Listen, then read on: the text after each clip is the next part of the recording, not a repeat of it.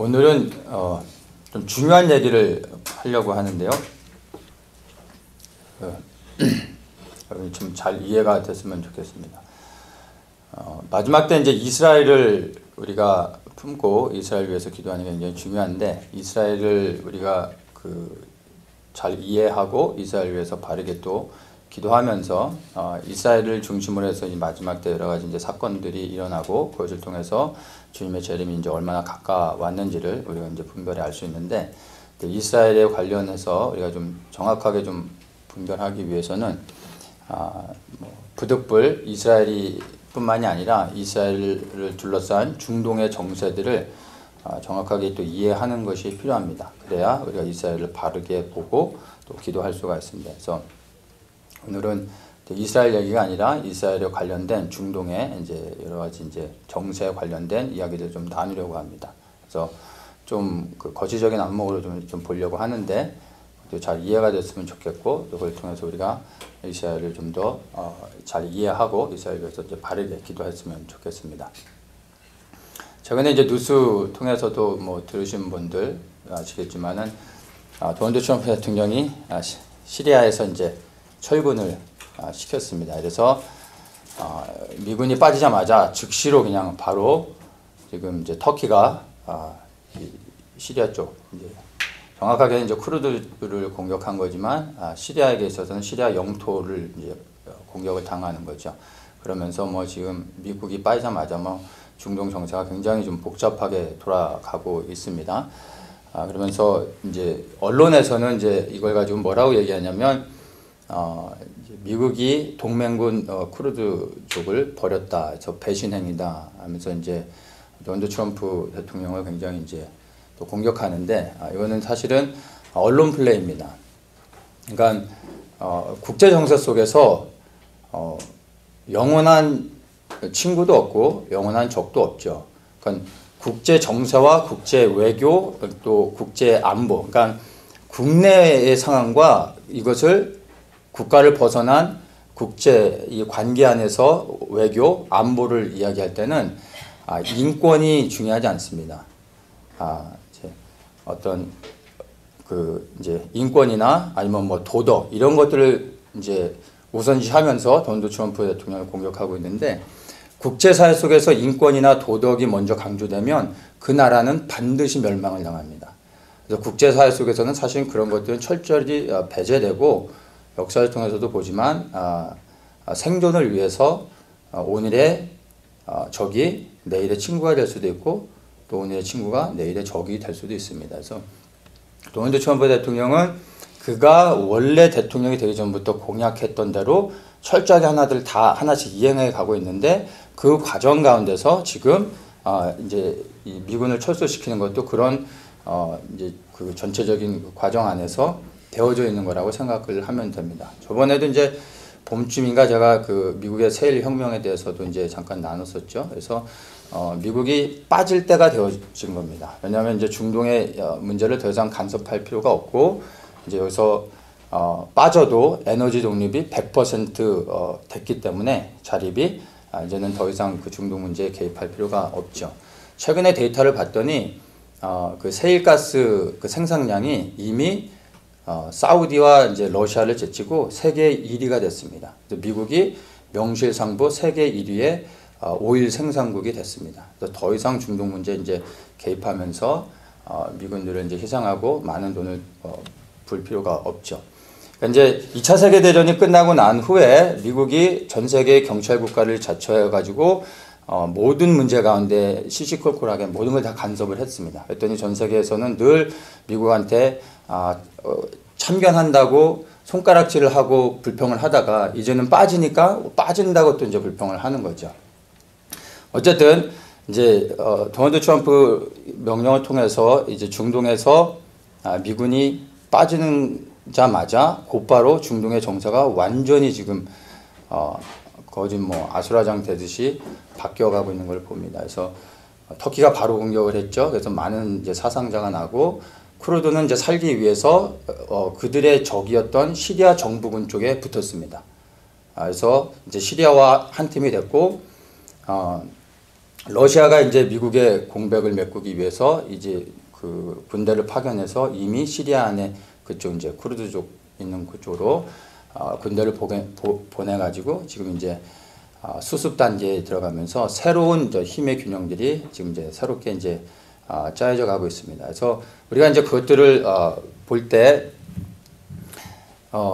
이게 도덕적으로 옳은 일이냐 아니면 잘못된 것이냐 뭐 이런 관점이 아니라 이러한 지금의 종종의 정세들이 실질적으로 이제 어떠한 영향을 미치게 되고 우리가 이거를 어떻게 분석해서 보아야 되느냐 이런 것에 우리가 좀 더 초점을 맞춰야 이제 정세의 흐름을 알고 우리가 바른 방향을 잡고 이제 기도를 이제 할 수가 있게 됩니다. 지금의 이제 그 현재 중동에 일어나는 이 사건을 보면서 이제 좀 그 마지막 때 이제 예언의 메시지들을 좀 왓츠업하고 있는 사람들은 지금 이제 얘기하고 있는 게 에스겔 38장의 전쟁이 이제 곧 열리는 걸로 많이들 생각하고 있습니다. 그래서 이제 터키, 이란, 그 다음에 러시아가 지금 미국이 빠지고 나서 이 세 나라 이 강대국이 지금 중동에서 힘겨루기를 하면서 모여지고 있죠.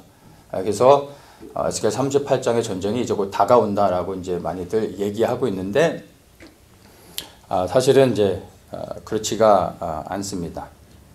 아직은 에스겔 38장의 전쟁이 아닙니다. 제가 그 2016년에 여러분 기억하시나요? 그 터키에서 군부 쿠데타가 일어났었죠. 짧게 일어나고 금방 진압이 돼서 이 군부 쿠데타가 성공하지 못하고 오히려 이 쿠데타로 인해서 이제 반정부 세력을 제거하고 에르도안이 완전한 독재 체제를 구축을 해서 지금 터키의 뭐 절대 지존이 되어졌습니다. 제가 이제 2016년에 이 사건이 일어났을 때 뉴스를 보면서 제가 떠올랐던 게 에스겔 38장이었어요. 이걸 가지고 놀래가지고 제가 에스겔 38장을 33장부터 해서 쭉 보면서 연구해가지고 그때 이제 제가 그 이 사건 터지고 나서 이제 나눴던 것이 에스겔 38장의 바른 해석, 고개 전쟁이라는 제목으로 말씀을 이제 3년 전에 나눴습니다. 이제 그거를 배경으로 해서 제가 이제 그걸 나누고 나서 에스겔 38장의 전쟁이 어떻게 진행되어지는지 또 어떠한 나라들이 참여하게 되는지를 나눴었고 그리고 저는 그 사건을 통해서 정말로 에스겔 38장의 전쟁이 이제 가까이 왔구나 하는 그 막 심장이 뛰는 그런 심정으로 말씀을 준비하고 그리고 왓츠업을 했었습니다. 근데 그래서 한 3년이 지나갔어요. 이제 3년이 지나가면서 저도 조금 더 이제 에스겔 38장을 볼 수 있는 안목들이 생기고 시간이 지나고 여러 가지 이제 또 정세 속에서 이렇게 볼 때 아직은 에스겔 38장의 전쟁이 아니구나라는 것을 제가 이제 좀 이제 보게 됐습니다. 그래서 그거에 대한 것들을 이제 왜 아닌지에 대해서 제가 이제 좀 이제 나누려고 하는데 에스겔 38장에 등장하는 나라들은 이제 거기에 보면은 이제 어떤 나라가 있냐면 바사, 구스, 붓, 고멜, 도갈마 이렇게 나오죠. 근데 이제 뭐 바사는 일반적으로 다 이제 이란이라고 다들 생각을 하고 그다음에 구스를 이제 일반적으로 이 에스겔 38장을 해석하는 일반적인 견해를 제가 먼저 말씀드리겠습니다. 구스를 에티오피아로 봅니다. 그리고 붓을 리비아로 보고 그다음에 고멜을 어떤 학자들은 고멜을 뭐 독일로도 봐요. 이제 언어학적인 측면에서 도갈마는 이제 터키고 그다음에 로스가 따로 나오는데 로스를 러시아라고 봅니다. 이게 일반적인 견해예요. 여러분 인터넷을 찾아보시면 에스겔 38장만 쳐보면 거기에 대한 그 이제 에스겔 38장의 전쟁에 대한 것들이 쫙 많이 나와요. 한글이나 영어로도 뭐 찾아보시면 거의 대부분 똑같습니다. 제가 다른 견해는 아직까지 보지를 못했는데, 그러니까 그 조합이 어떻게 되냐면 터키, 이란, 그 다음에 러시아라는 거죠. 그렇게 해서 이 세 나라가 중심으로 해서 에스겔 38장이 일어난다는 거예요. 그 3년 전에도 그런 모양새가 취해졌고 지금도 이제 터키가 지금 미국이 빠지니까 터키, 이란, 러시아가 지금 그 중동에 모이고 있죠. 그러니까 이게 이제 이렇게 해석하는 사람들에게는 그래서 38장의 전쟁이 이제 곧 일어나는 것처럼 보일 수밖에 없습니다. 근데 제가 이제 나중에 기회가 되면 종합적으로 에스겔 38장에 대해서 다시 한번 정리해서 좀 거시적인 안목을 볼 수 있도록 좀 나누도록 하겠는데, 네, 간단하게 이제 왜 그렇게 되는지 설명은 하진 않고 간단하게 이제 제 견해를 이제 말씀을 드리면, 바사는 뭐 이란 그대로고요. 그 다음에 이제 구스를 에디오피아라고 보면은 안 됩니다. 에디오피아는 일단 종교적으로 45%가 기독교입니다. 한 30%, 25%가 이슬람입니다. 그래서 뜬금없이 이디오피아 흑인들이 이 중동 전쟁에 참여한다는 것은 상식적으로 좀 어울리지가 않습니다. 그래서 구스를 리비아가 아니라 수단, 이제 이집트 밑에가 수단이고 그 밑에가 이디오피아거든요. 그래서 구스는 수단이거나 이집트일 가능성도 있습니다.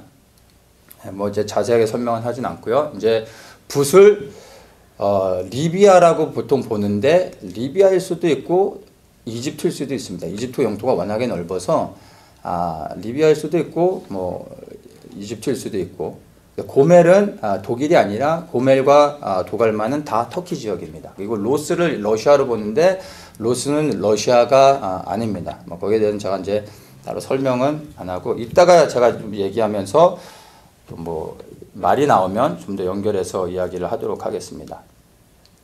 자, 그래서 실제로 이제 참여하는 나라들을 그 일반적인 견해로는 터키와 러시아와 이란이다라고 말을 하는데, 러시아는 참여하지 않고요. 그 다음에 터키와 이란이 중심이 된다고 그럼 볼 수가 있죠. 근데 터키와 이란은 연합해서 같이 전쟁을 할 수가 없습니다.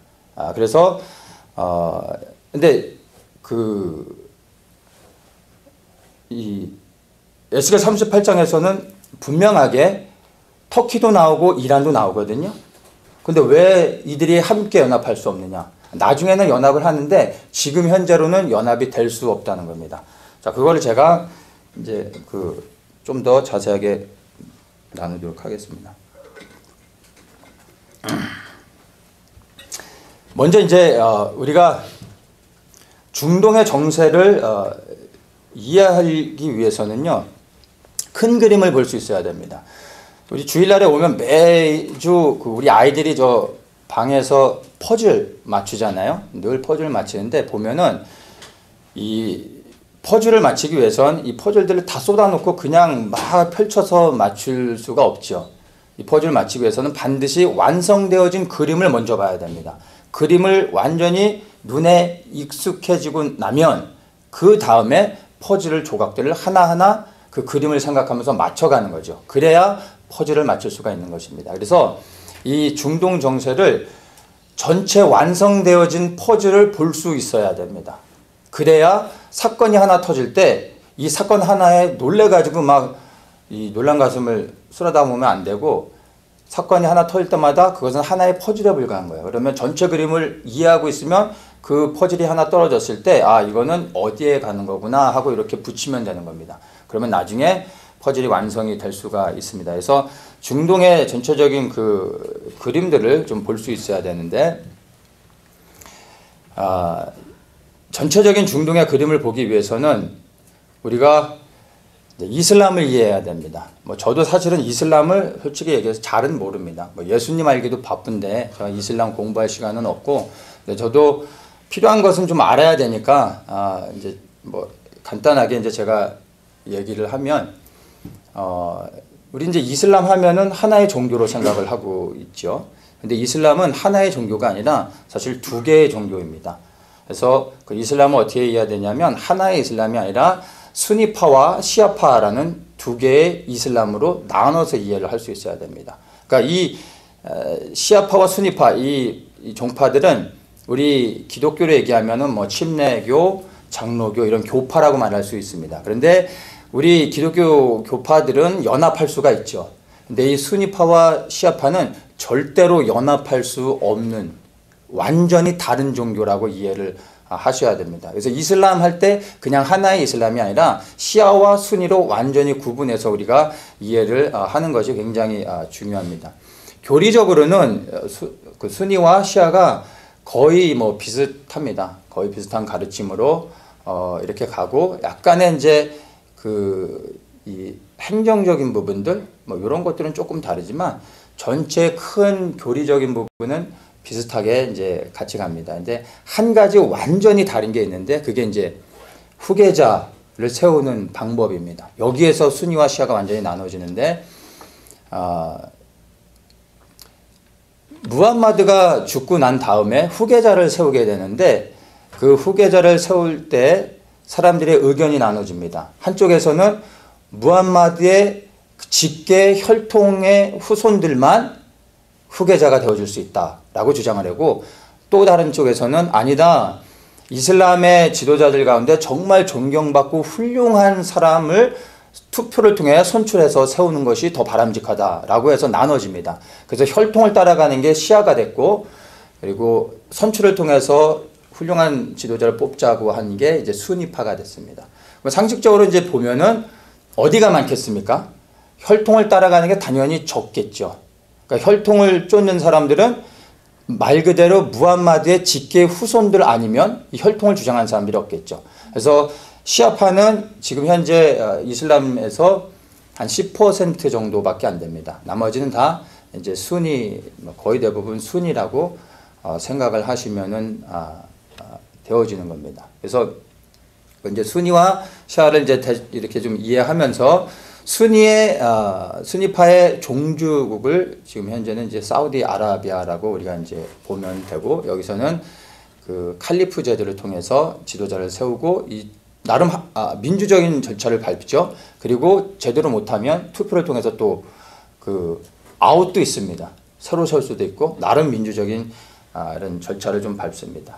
그래서 이슬람의 거의 뭐 85% 이상이 이제 여기고 그 다음에 이 수니파에 대표되는 나라들을 보면 이 수니파가 누구인지를 잘 기억을 해두세요. 이집트, 사우디아라비아가 종주국이고 이집트, 그 다음에 리비아, 터키, 파키스탄, 뭐 그 다음에 오만, 수단 있고 그 다음에 IS.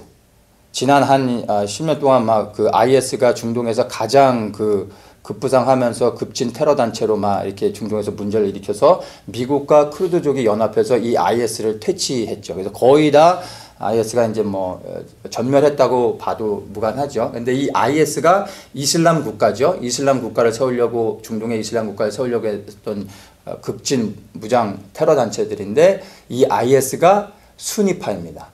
수니파 극단주의자들이라고 보면 됩니다. 근데 이제 거의 힘을 잃게 됐죠. 자, 이게 이제 수니파입니다. 그래서 수니파 하면은 기억해야 될 게 이집트, 뭐 리비아, 터키, 수단, 뭐 이런 정도로 기억을 하시면 됩니다. 자, 그 다음에 이제 시아파는 이란이 종주국이고, 이제 여기에는 칼리프 제도 대신에 이제 이맘 제도라는 게 있습니다. 그러니까 이맘은 이슬람의 선지자를 이야기하는데 수니파에서 칼리프 제도는 그냥 투표를 통해서 세워지고 이 사람이 죽으면 또 다시 이제 세워지는 겁니다. 그래서 이제 계속해서 지도자를 세우는데 이 시아파에서 이맘 제도는 조금 독특합니다.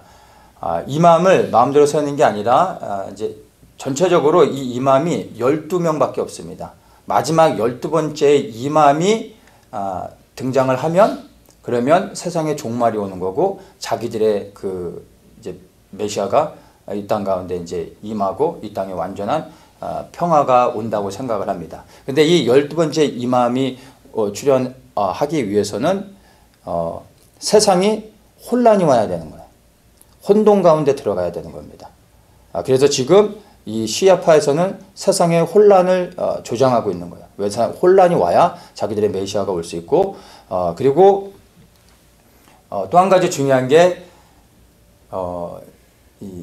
이란이 시아파의 이제 종주국인데 이란이라는 국가의 존재의 목적이 다른 게 아니라 이스라엘을 멸망시키는 겁니다.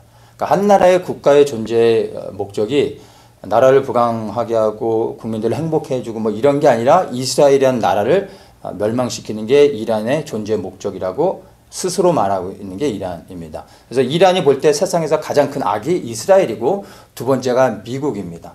이스라엘을 반드시 멸망시켜야 되고 그 다음에 미국을 멸망시켜야 되는 겁니다. 그래서 이스라엘을 멸망시키면 자기의 메시아가 온다라고 믿는 겁니다. 그래서 이란은 이스라엘 향해서 이제 공격하려고 하고 핵을 만드는 이유도 이스라엘을 멸망시키기 위해서 그렇게 이제 하고 있는 겁니다. 그렇게 되므로 12번째 이맘이 채워지고 그리고 그때 메시아가 온다고 믿고 있습니다. 근데 이 시아파의 이 이맘 제도의 시스템들을 이렇게 좀 보면 그게 우리 성경적으로 보는 적그리스도하고 거진 비슷하다고 볼 수 있어요. 놀라운 싱크가 되는 거죠. 지금 이제 그런 상황으로 가고 있고, 이제 대통령을 로산 하산이지만은 대통령 말고 대통령보다 더 높은 위치에 있는 이란의 최고 종교 지도자가 있습니다. 그 사람이 이제 하메네이인데, 이 사람은 시아파에서는 법 위에 군림하는 절대적인 존재입니다. 신과 같은 존재라서 이 사람이 말이 곧 신의 말인 거고, 조금도 흠이 없는, 이제 쉽게 얘기하면 로마 교황청의 교황의 말과 같다라고 볼 수가 있죠. 그래서 대통령보다 더 높은 위치에서 이란을 절대적으로 통치하면서 이스라엘을 멸망시키려고 이제 하고 있습니다. 그래서 이 시아파는 이제 이란을 중심으로 해서 이라크, 그 다음에 시리아, 쿠웨이트, 예멘, 레바논, 아프가니스탄 이런 나라들인데, 여기서 이제 우리가 주목해야 되는 게, 자, 이란은 시아파의 종주국이고, 그 다음에 여러분 중동의 지도를 아십니까?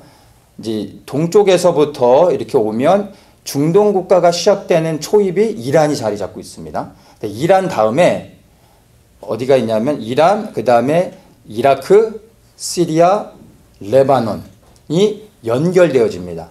그 레바논 밑에 뭐가 있죠? 이스라엘이 있는 겁니다. 지금 이렇게 초승달이 이렇게 위에서 아래로 이렇게 내려오는 그림으로 이해하면 됩니다.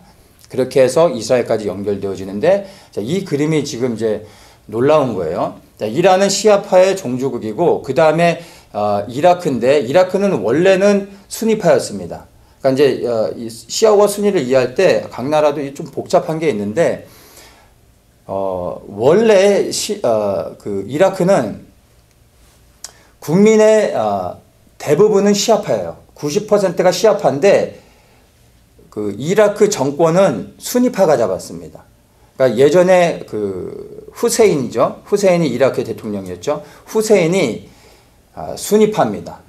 그래서 국민의 절대 다수는 시아파인데 소수의 수니파가 집권하고 시아파들은 절대 정계에 들어오지 못하고 높은 위치를 차지할 수 없었습니다. 그래서 수니파가 그 나라의 모든 것들을 컨트롤을 했었죠. 근데 걸프전을 통해서 후세인이 제거되어지면서 수니파 정권이 무너지고 시아파 정권이 들어왔습니다. 그래서 이제 이라크는 완전한 시아파 정권이 되어졌습니다. 자, 그 다음에가 시리아죠. 근데 시리아는 재미나게 반대입니다. 국민의 절대 다수가 수니파입니다. 그런데 알 아사드 이 대통령이 시아파입니다. 아주 소수의 시아파만 시리아에 있는데, 이 소수의 시아파들이 절대 다수의 수니파를 컨트롤하면서 이 시리아를 시아파 정권으로 유지하고 있는 겁니다. 지난 8년 동안 엄청난 전쟁을 치렀는데, 리비아 같은 경우에는 아웃, 이라크도 아웃. 네, 시리아는 8년의 전쟁 동안 버텨냈어요. 그렇죠? 그리고 미국이 이번에 떠나면서 전쟁의 승리는 이미 완전히 이번에 이제 시리아 정부군 알-아사드 정권이 승리했다고 볼 수가 있는 겁니다. 그렇다면 뭐가 이제 정리가 됩니까? 절대 다수는 수니파지만 시리아는 완전한 시아파 정권이라고 이해를 할 수 있는 겁니다. 그러니까 이라크하고 반대가 됐죠. 그러면 이제 이란으로부터 연결해서 이라크 시아파죠. 그 다음에 시리아도 여전히 이제 시아파죠. 완전히 이 정권은 굳히게 돼서 이제 더 이상 바뀌어지지 않죠. 그 다음에 레바논은 완전한 시아파죠. 그래서 이란이 절대적으로 이 레바논을 서포트 해주면서 레바논의 헤즈볼라에게 모든 지원을 해주면서 이스라엘을 공격하게 하고 있죠. 그래서 레바논은 완전한 시아파입니다. 그러니까 이 그림이 단순히 그냥 이슬람 국가들이구나라고 이해하시면 안 되고 완전한 시아파 정권으로 이제 하나가 쫙 연결된다고 이해를 하시면 됩니다. 자, 그러면 제가 이제 좀 전에 말씀드렸지만은 이란의 꿈이 뭡니까? 이란의 꿈. 이란의 꿈은 월드컵 우승이 아니라 이란의 꿈은 이스라엘을 멸망시키는 거예요. 근데 예전에는 그게 불가능했어요. 왜냐하면 가는 길목에 이라크가 있었죠. 순위파였어요. 시리아는 전쟁 중에 있었죠. 그 다음에 미국이 중간에 가로막고 있었죠. 그리고 터키가 가로막고 있었어요.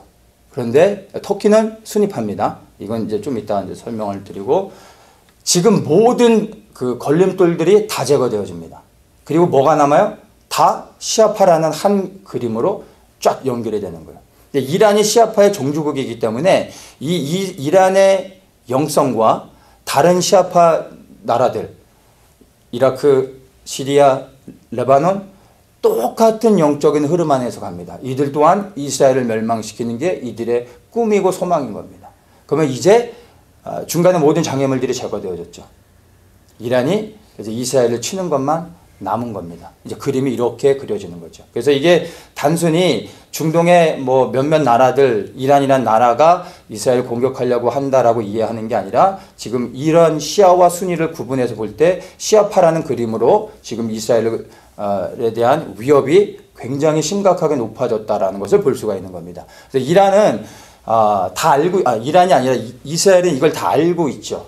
이스라엘이 어떤 나라인데 모르겠어요. 그래서 자기들에게 이미 전쟁이 피할 수 없는 것으로 다가오고 있다는 것을 알고 있고, 이 전쟁이 피할 수 없는데 저쪽에서 먼저 들어오기 이전에 이스라엘은 먼저 공격할 가능성이 많습니다. 누가 먼저 공격하든 이 전쟁은 피할 수 없는데, 이란과 이스라엘의 전쟁을 이해할 때 한 나라와 한 나라의 전쟁으로 이해하는 게 아니라 시아와 그리고 이스라엘과의 전쟁으로 이해를 하시면은 여러분이 이제 이해가 클리어하게 될 겁니다. 재미난 건 이 시아파들을 볼 때 시아파 연맹이 이렇게 쫙 연결이 되어졌는데, 그래서 이제 이스라엘과 싸울 수 있는 그런 흐름들이 딱 잡혔는데, 이 시아파들이 또 그 영적인 그 코드가 맞아서 함께 또 짝짝꿍하는 나라들이 있습니다. 그 나라들이 어디냐면 중국, 러시아, 그 다음에 북한입니다. 근데 이 시아파의 영성이 무엇입니까? 이스라엘을 멸망시키고자 하는 게 이 시아파의 목적이잖아요. 근데 이들이 중국이 이란을 가장 많이 그 검은 자금, 테러 자금을 대줬던 나라입니다. 러시아가 아니라, 다른 나라가 아니라 중국이 중동에 가장 그 검은 돈, 테러 자금을 지금까지 엄청나게 제공해 준 나라입니다.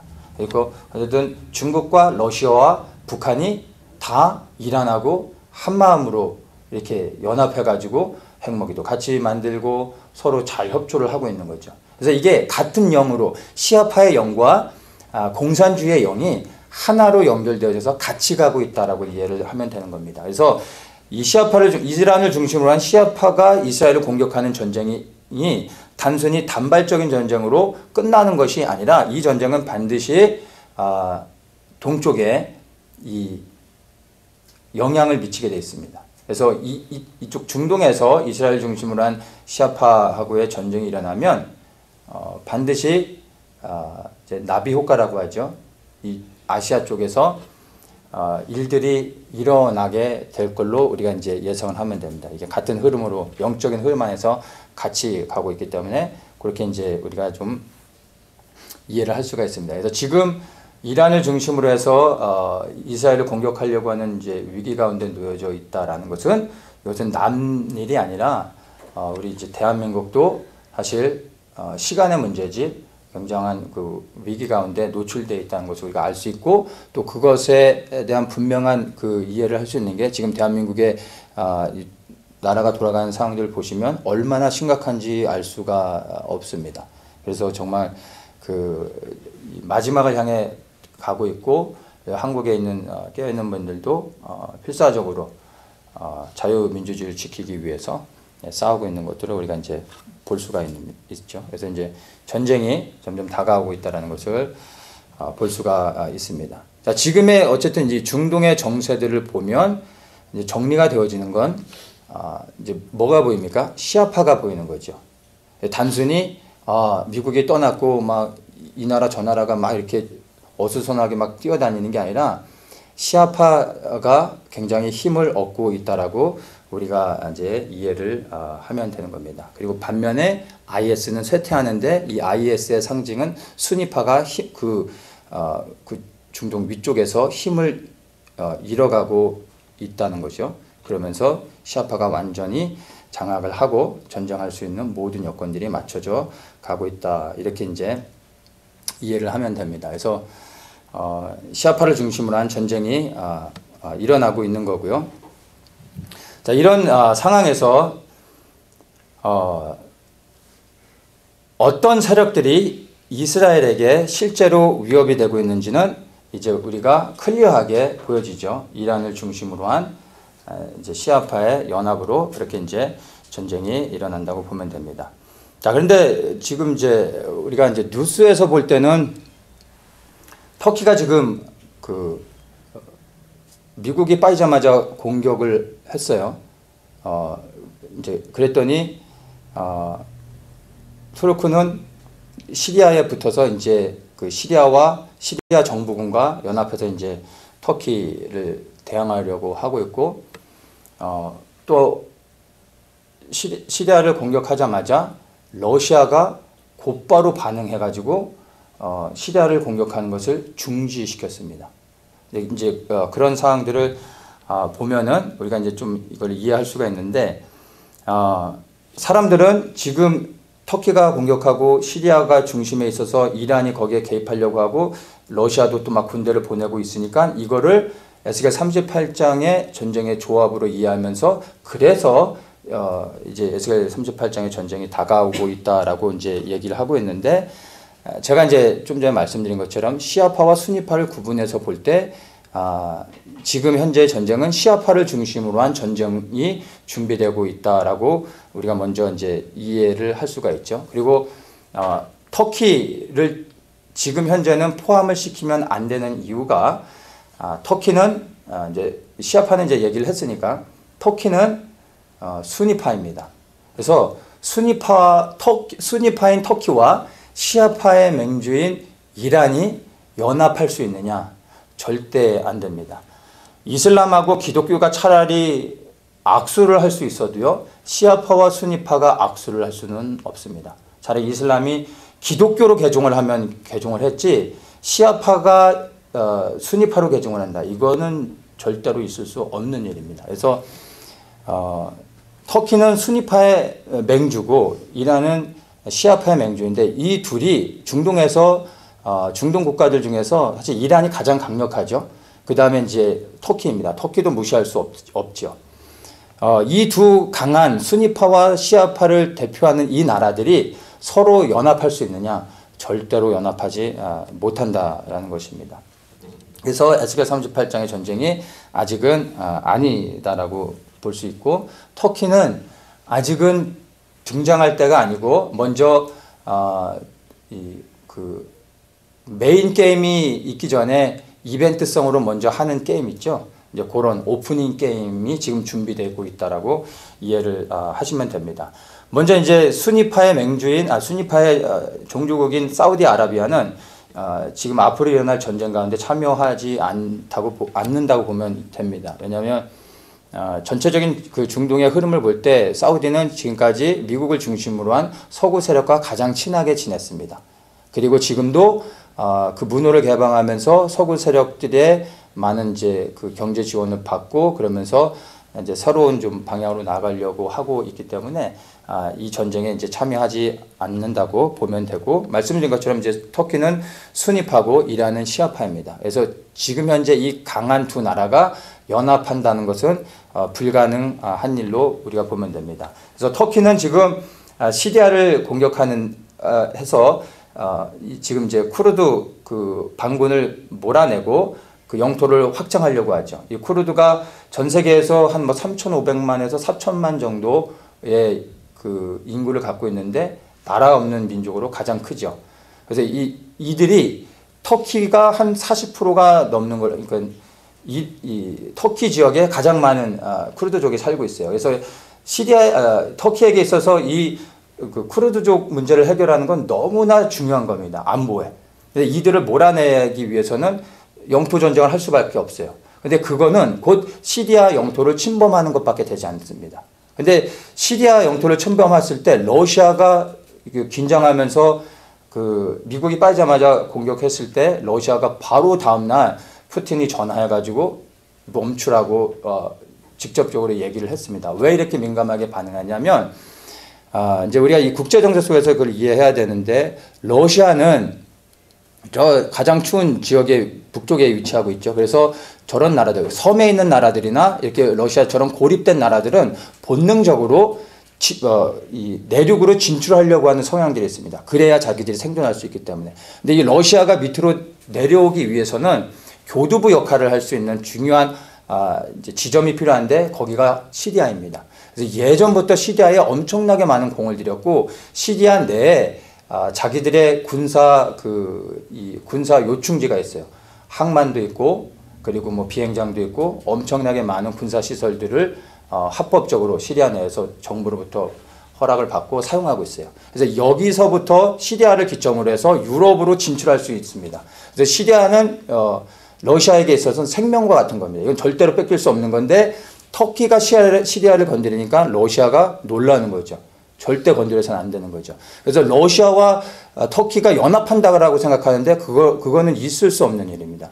러시아는 스스로의 힘으로 중동을 장악하고 그 다음에 유럽까지 다시 넘보려고 하고 있는데 터키랑 연합할 수가 이제 없는 거죠. 그리고 또 이제 이란은 반면에 이란은 시합하고 터키는 순입한데 터키가 이 시리아를 공격할 때 이란은 시아파로서 시리아를 가장 많이 8년 동안에 지원해 준 나라입니다. 그래서 이란에게 있어서 시리아는 그냥 형제와 같은 나라인 거죠. 그래서 터키가 시리아 쪽을 들어오는 것을 이란은 절대로 용납할 수가 없는 겁니다. 종교적인 이유로도 그렇고 전략적인 그런 흐름 안에서도 절대로 이제 용납을 할 수가 없는 상황입니다. 그래서 이 조합이 어떻게 보면은 이게 뭐 굉장히 완성된 조합으로 생각을 하는데 러시아, 터키, 이란이 지금 현재 이 조합으로 연합을 해서 이스라엘을 공격한다라는 것은 있을 수 없는 겁니다. 이게 만약에 이제 도널드 트럼프와 푸틴과 시진핑이 연합한다라고 생각하면 여러분 이게 상상이 가십니까? 네, 안 되는 거죠. 이거보다 더 어려운 게 이들의 연합입니다. 자, 그렇다면 에스겔 38장에서는 반드시 터키와 이란이 연합해서 이스라엘 치는 전쟁이 있는데 그렇다면은 이 전쟁은 절대 일어나지 않는다는 것이냐. 그게 아니라 둘 중에 한 나라, 러시아는 아니에요. 나중에 이제 제가 기회 되면은 좀 따로 이제 얘기를 따로 만들어서 좀 설명을 하도록 하고, 이란과 터키를 보면, 지금 현재 그 국제 정세 속에서 이란과 터키는 연합할 수는 없는데, 이들이 연합할 수 있는 가능성은 둘 중에 하나가 완전히 꺾여야 됩니다. 힘을 잃게 되면 자동적으로 강한 힘을 가진 그 나라 밑으로 들어가서 연합이 아니라 굴복하는 거죠. 그렇게 해서 이제 연합해서 이스라엘 치는 에스겔 38장의 전쟁이 있게 되어집니다. 자, 그러면 이것을 어떻게 이제 이해할 수 있느냐 하면 이란에 대한 성경의 예언의 말씀이 있습니다. 에레미야 49장 35절에 이렇게 말합니다. 나 만군의 여호와가 이같이 말하노라. 보라, 내가 엘람의 힘에 으뜸되는 활을 꺾을 것이요 하늘의 사방에서부터 사방 바람을 엘람에 이르게 하여 그들을 사방으로 흩트리니 엘람에서 쫓겨난 자에 이르지 아니하는 나라가 없으리라. 이렇게 말합니다. 자, 이게 이제 엘람, 성경에서 엘람은 오늘날의 이제 이란을 의미합니다. 그래서 이란이 이제 멸망을 당하는 것을 예언하고 있죠. 그래서 흩어진다고 말하고 있는데 이 흐름을 보면 그들이 행복하게 살다가 그냥 갑자기 그 나라가 멸망하는 게 아니라 이 내용을 보면 그들이 전쟁을 통해서 나라가 이제 멸망당하는 것을 볼 수가 있습니다. 자, 그러면 말씀드린 것처럼 이제 이란을 중심으로 해서 시리아 연맹이 쫙 연결이 되어졌죠. 그러면 지금 현재 이란이 이제 그 동맹국들과 함께 이스라엘을 치는 전쟁이 먼저 있게 되는 겁니다. 물론 이건 성경에 기록되어지지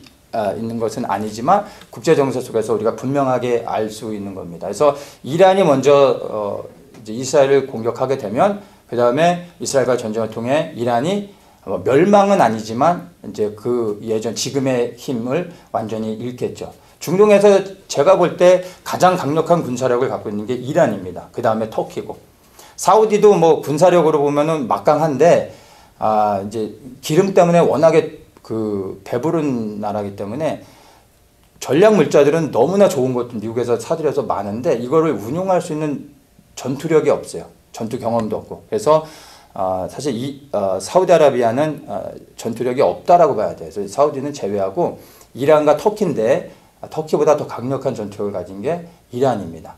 그래서 이란이 이스라엘과 싸우는데 사실 이제 하나님이 당연히 함께 하시면서 이란을 무너뜨리겠죠. 그래서 오늘날의 이란이 아니라 완전히 힘을 잃은 이란이 이제 꺾여지게 됩니다. 그러면 이란이 무너진다는 것은 시아파가 무너지는 것을 의미합니다. 그리고 나면 이란이 이제 힘을 잃고 나서 날개가 꺾였기 때문에 이제 수니파, 터키를 중심으로 해서 모일 때 들어갈 수밖에 없게 되는 모양새가 만들어지는 것입니다. 그래서 둘 중에 하나가 먼저 꺾여야 되는데 지금 그 전에 에스겔 38장의 전쟁이 일어나기 전에 먼저 일어나야 될 전쟁이 시아파 이란을 중심으로 해서 이렇게 지금 준비되고 있다는 것으로 우리가 이제 이해를 하면은 되는 겁니다. 그리고 난 후에 이제 터키를 중심으로 해서 모여지게 되겠죠. 터키는 시아파인 이란이 이제 무너지고 나면 그 다음에 이제 이슬람을 규합시킬 수 있는 나라는 사우디이거나 터키밖에 없는데 사우디는 그 일을 할 수 있는 능력이 없습니다. 워낙 또 게을러 가지고 그런 거에 관심도 없고 그렇게 할 수가 없죠. 터키입니다. 터키는 이슬람 역사 가운데서 600년이 넘게 이슬람 제국을 유럽까지 또 아시아까지 장악하면서 600년이 넘는 놀라운 이슬람의 절대 권력을 가지고 가장 이슬람 문화 가운데 그 찬란한 이슬람 문화를 유지했었던 그 영광을 기억하고 있는 나라이죠. 그래서 터키는 지금도 이 과거의 영광을 다시 되찾기 위해서 에르도안이라는 사람이 일어나서 지금 그 일들을 해 나가고 있는 겁니다. 그래서 이란이 먼저 정리가 되고 나면 당연히 수니파가 그 이슬람을 일으키는데 그 일을 할 수 있는 건 터키밖에 없습니다.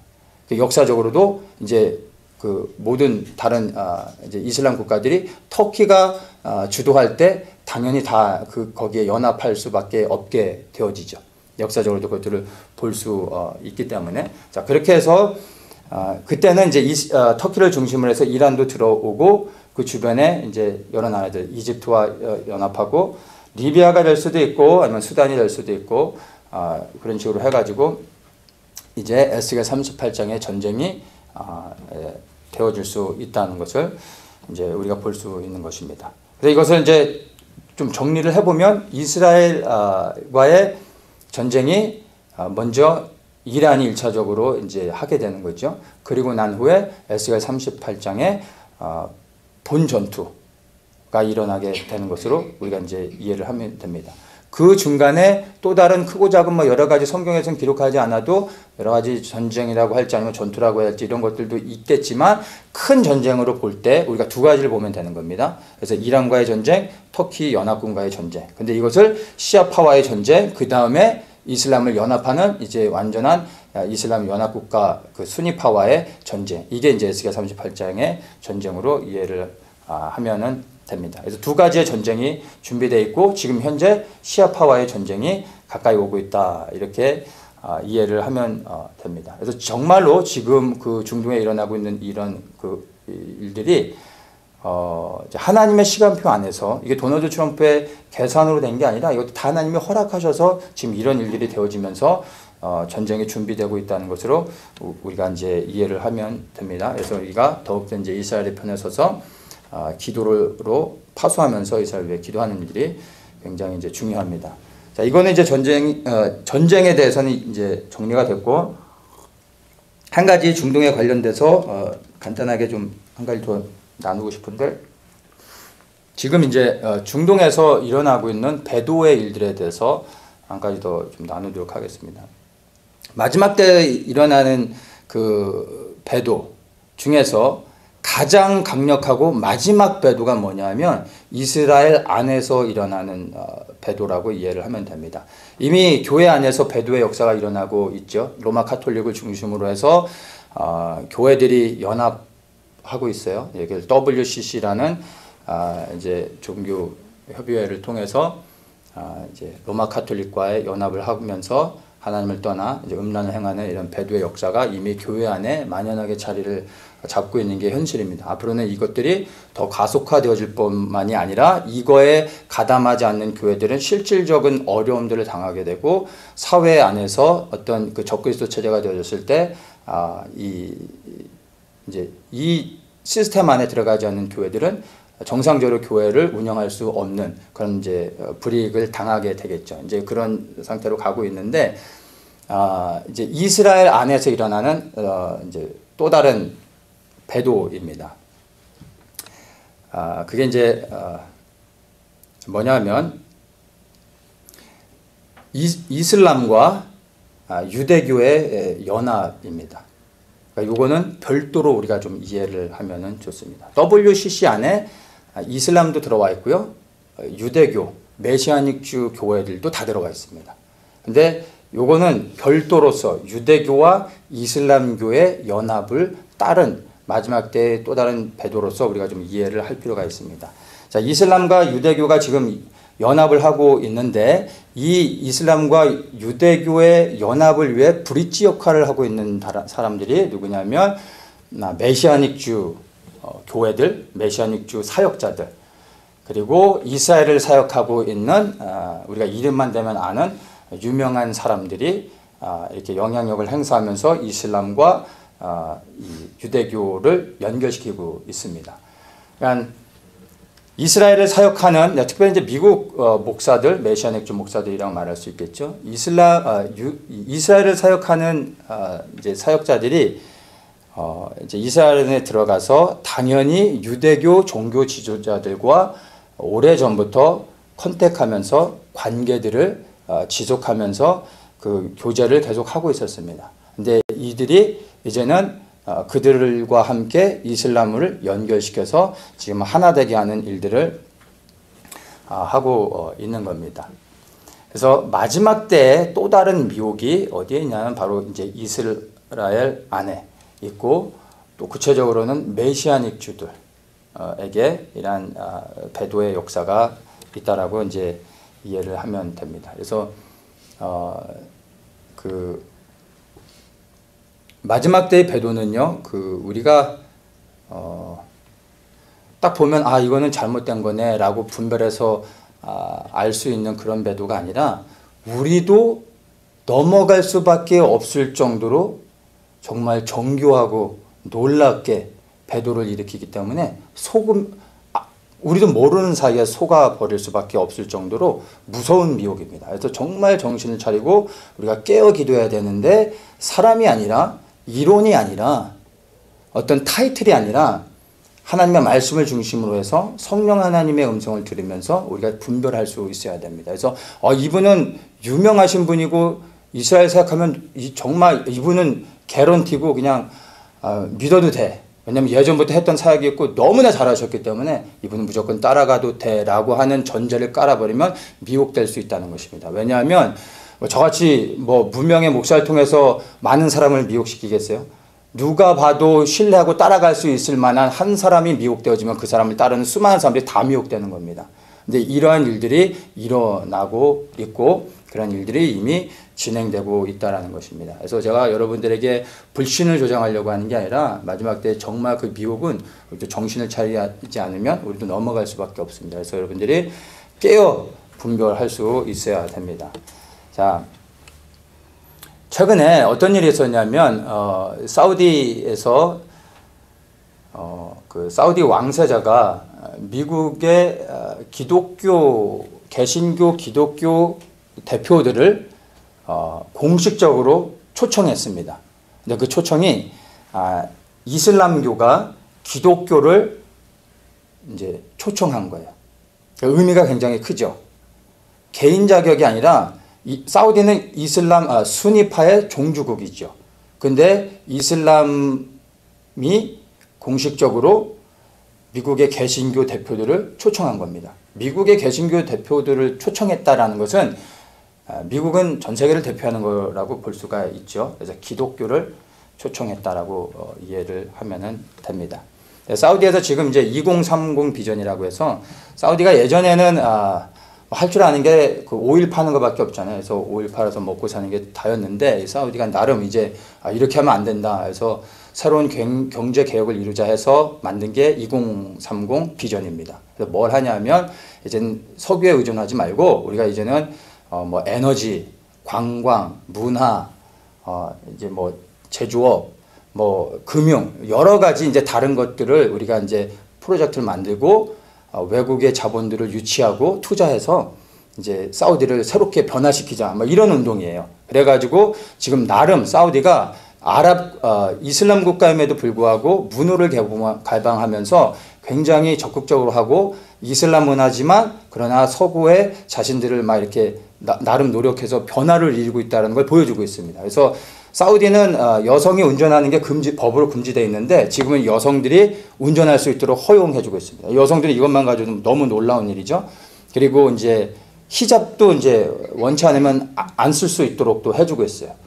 사우디에서는 이건 있을 수 없는 일인데 뭐 그런 일들도 해주고 여성들이 이제 축구장에 가서 축구 경기도 구경할 수 있습니다. 예전엔 그 불법이었거든요. 그러면 감옥 가는 거였어요. 근데 이제는 여자들도 가서 그렇게 할 수 있을 정도로 굉장히 이제 파격적으로 이제 사우디가 오픈을 하고 있습니다. 그러면서 기독교 지도자들을 초청을 함으로 인해서 우리는 이슬람이지만 이렇게 오픈됐다라는 걸 보여주는 거예요. 그리고 이것을 가지고 지금 미국 기독교 교계가 난리가 난 거예요. 사우디가 변했다 하면서 이것들을 굉장한 큰 사건으로 보고 그들을 인정해 주면서 뭐 이들이 정말 예수님이라도 이제 곧 내일이면 영접할 것처럼 막 흥분하고 있는데 사실은 이게 배도입니다. 정말 우리가 예수 그리스도를 생명 들여 섬기는 사람들이라면 우리가 이슬람 사람들에게 비밀리 가서 복음을 전하는 일들은 있을 수 있지만 이렇게 국가 대 국가로서 대표가 만나서 이 이슬람과 이야기한들 이들이 변하겠습니까? 변할 수 없죠.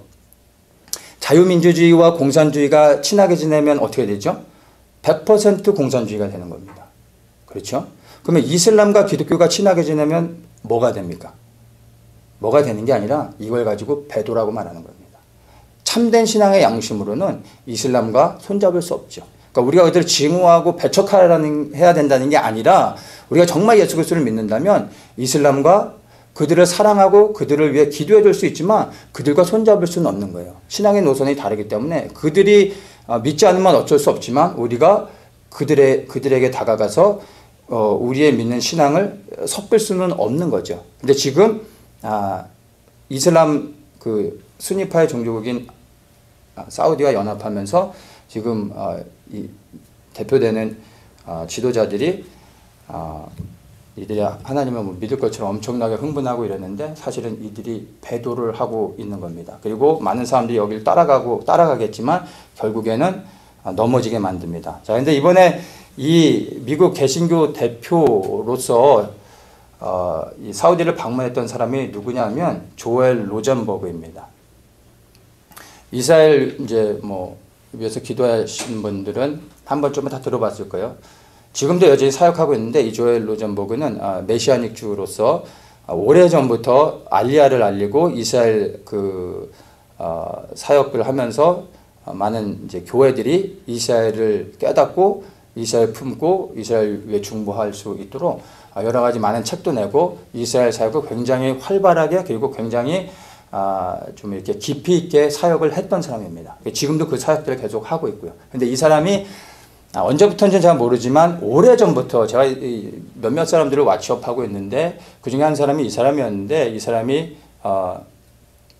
그 오래전부터 그 유대교 종교 지도자들과의 그 커넥션이 있어서 그들과 함께 이슬람 지도자들을 예전부터 계속해서 컨택하면서 준비해 왔습니다. 게다가 이제 이런 일이 터진 거예요. 그래서 사우디 왕세자가 미국의 개신교 대표들을 초청하는데 조엘 로젠버그가 대표로 갔다라는 것은 상식적으로는 좀 어렵죠. 미국의 교계, 이 사람은 목사도 아니에요. 교계 대표로 갈 수 있는 유명한 사람들 그리고 영향력 있는 목사들이 얼마나 많은데 조엘 로젠버그가 갈 수 있었겠어요. 이건 다 정치적인 겁니다. 이미 오랜 시간의 커넥션을 통해서 이미 이렇게 해온 게 있기 때문에 이게 이렇게 되어질 수 있는 것입니다. 그래서 이 조엘 로젠버그는 이미 배도의 길로 들어서고 있고 많은 사람을 이제 이스라엘 품고 기도하는 사람들로 하여금 미혹되게 할 겁니다. 그래서 이런 사건이 있을 때 제가 이 사건을 근거로 해서 제가 말씀을 드릴 수 있어요. 제가 그냥 있는 그대로를 다 얘기하면 나중에 제가 또 감당할 수 없기 때문에 사건이 하나하나 터질 때마다 거기에 관련된 인물들을 제가 이렇게 한 명씩 언급을 하도록 하겠습니다. 그래서 지금까지 그러면 조엘 로젠버그가 전했던 메시지가 가짜냐? 그건 아닙니다. 그런데 그가 처음에는 그렇지 않았겠죠. 과정 가운데 배도되어진 겁니다. 어느 시점에서. 이제 그래서 지금 이후로부터 조엘 로젠버그가 전하는 메시지는 여러분 이제 독이 들었다라고 생각하시면 되고 잘 분별해서 여러분이 들을 수 있으셔야 됩니다. 제가 이런 것을 이야기하는 이유는 이 사람을 비난하고 판단하고자 하는 게 아니라 제가 이제 목사로서 이 마지막 때 메시지를 전하는 사람인데 저희 성도들을 보호하고 미혹으로부터 지켜내기 위해선 저는 어쩔 수 없이 부득불 제가 혹시 이것이 틀렸다 할지라도 저는 이런 것들을 제가 아는 범위 내에서 신앙의 양심적으로 말해야 되는 겁니다. 그래서 제가 얘기하는 거지 다른 의도는 없습니다. 그리고 제가 이 말이 맞는지 아닌지는 여러분들 스스로가 또 이 기도하시면서 또 이것들을 정보들을 알아보시면서 여러분들이 분별하시면 됩니다. 그래서 여러분들에게 뭐 결정은 넘겨드립니다. 자, 그런 것들을 이제 보시면 됩니다. 자, 그래서 왜 이슬람교와 지금 유대교가 연합하고 그 중간에 이러한 사람들이 그런 브릿지 역할을 하면서 이런 일들을 하고 있느냐라고 볼 때 이유가 뭐겠습니까? 너무나 간단합니다. 제3성전을 재건하기 위해서입니다. 이 제3성전을 재건한다라는 것은 곧 무엇입니까? 예수 그리스도의 재림인데 그 예수 그리스도의 재림 전에 있게 되는 게 적그리스도의 등장입니다. 결국엔 이들이 배도되어져서 적그리스도의 출현을 준비하고 있는 그러한 것이라고 우리가 이해를 하면 되는 겁니다. 그래서 여기서 중요한 것은 이 지금 개신교 지도자들이 이슬람과 컨택하고 있다고 말할 때 이 이슬람 지도자들은 순위파라고 이해하시면 됩니다. 시아파 자체는 말이 통하지 않기 때문에 이런 것들을 할 수가 없고 순위파는 이런 연합이 가능한 겁니다. 그래서 말씀드렸죠. 시아파는 결국엔 이스라엘과의 전쟁을 통해서 힘을 잃게 되고 순위파가 등장하면서 순위파가 이슬람을 대표하면서 이 배도의 길을 가게 하며 적그리스도가 이제 등장할 수 있는 길을 열어내는 것입니다. 그래서 지금 제가 나눈 것들을 들어보면 이제 어떻게 큰 그림 안에서 지금 되어져 있는지를 여러분이 이제 볼 수가 있는 겁니다. 그래서 이 마지막 때 그 유대교의 배도는 무엇을 의미하냐면 곧 그것은 그 이스라엘의 심판으로 연결되어지는 것입니다. 하나님을 떠나 배도할 때 하나님께서 이스라엘을 늘 심판하셨던 것처럼 그 심판이 준비되어지고 있는 거죠. 그래서 처음에 나눴던 메시지와 이것을 정리해 보면 이스라엘의 이제 중동 상황을 이스라엘 둘러싼 중동 상황을 보면 이스라엘 안에 전쟁이 준비되어져 있고 그 전쟁 후에 또 하나님의 심판이 함께 오고 있다는 것으로 우리가 정리를 해서 이해를 하면 됩니다. 그리고 말씀드린 것처럼 중동에서 이러한 일들이 이스라엘 중심으로 해서 일어날 때 반대쪽 저 아시아에서는 이제 그 여파로 인해서 이제 우리가 예상치 못했던 어떤 일들이 일어나게 되는 겁니다. 그게 이제 곧 공산주의가 이제 무너지는 건데 중국이 이제 붕괴가 되겠죠. 중국과 미국이 전쟁을 하느냐 그거는 아니고 아마 중국이 경제가 붕괴됨으로 이제 소련이 러시아로 이제 줄어들고 그 주변에 이제 그 속국들이 독립했었던 것처럼 중국이 무너지게 될 겁니다. 지금 이제 중국을 계속 경제 제재를 통해서 지금 중국이 어려움을 당하고 있죠. 그래서 경제학자들이 중국이 무너질 것이다라고 뭐 호언장담을 경제학자들이 했었는데 안 무너졌어요. 근데 안 무너진 이유가 이들이 중국을 시장경제 체제 시스템 안에서 이해를 했기 때문에 그래요. 원래 정상적인 시장경제 시스템 안에서 중국은 이미 무너졌어야 됩니다. 오래전에 무너졌어야 되는데 왜 아직도 안 무너지고 있냐면 중국은 아시는 것처럼 공산주의 시스템이죠. 그래서 시장 경제가 통하지 않아요. 모든 것을 나라가 통제하죠. 그래서 은행도 나라 거고 빚을 내도 뭐 나라가 그 빚을 이렇게 다 갚아줄 수도 있고 뭐 이렇게 다 정리가 되기 때문에 정상적인 시장 경제 시스템 안에서 자유롭게 되지 않아서 아직까지 버틸 수 있는 것입니다. 근데 문제가 뭐냐면 정상적인 시장 경제에서 이제 그 돈이 없으면은 경제가 이제 무너지게 되겠죠. 무너지면 그게 끝이 아니라 자연스럽게 그 안에서 강한 자들이 생존하게 되면서 경제는 다시 일어나게 됩니다. 이게 자유 경제 시스템 안에 있는 장점인 거죠. 근데 공산주의는 이게 불가능합니다. 그러니까 나라가 모든 걸 통제하기 때문에 경제가 무너지는 것을 버텨낼 수는 있어요. 그러나 그것을 계속해서 지속할 수는 없죠. 그래서 공산주의 시스템 안에서 경제가 무너진다라는 것은 경제의 붕괴로 끝나는 게 아니라 정권의 붕괴로 연결되어집니다. 그래서 소련이 경제가 붕괴되어졌을 때 나라가 멸망을 당했죠. 그러면서 많은 그 안에서 독립을 했던 것처럼 중국도 그런 흐름 안에서 갑니다. 그래서 얼만큼 버틸지 모르지만 결국에 중국이 무너지는 순간 그것은 경제로의 영향에 끝나는 게 아니라 정권의 붕괴로 이어지고 그 중국 안에 있던 소수민족들이 독립하면서 그 다음에 무슨 영향이 있겠습니까? 도널드 트럼프가 지금 그 북한을 건드리지 않는 이유는 북한은 이제 쉽게 해서 뭐 껌딱지도 안 되기 때문에 굳이 건드릴 필요가 없이 중국을 지금 상대하고 있죠. 그래서 중국을 무너뜨려야 되는데 반드시 중국이 무너질 거고 중국이 무너지면 중국 안에 영향력의 그 아래에 있는 북한은 자동적으로 무너지게 됩니다. 그래서 미국이 굳이 먼저 건들 이유가 없는 겁니다. 꼬마 아이들을. 그래서 중국이 무너지는 순간 북한이 무너진다라고 이해를 하시면 되는데 북한이 무너질 때 이들이 그냥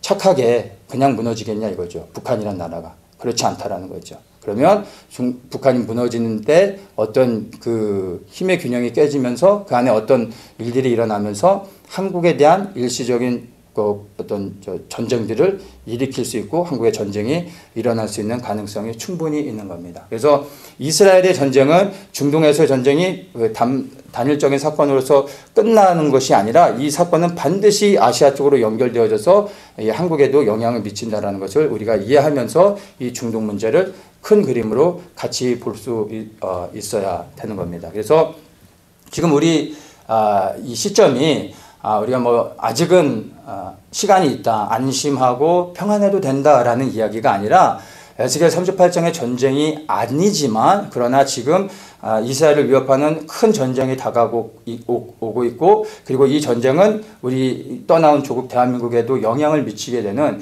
이러한 중대한 위기 상황 가운데 우리가 살아가고 있다는 걸 분별하면서 이스라엘과 한국을 놓고 우리가 같이 기도하면서 파수하면서 그렇게 중보해야 된다는 것을 나누는 겁니다.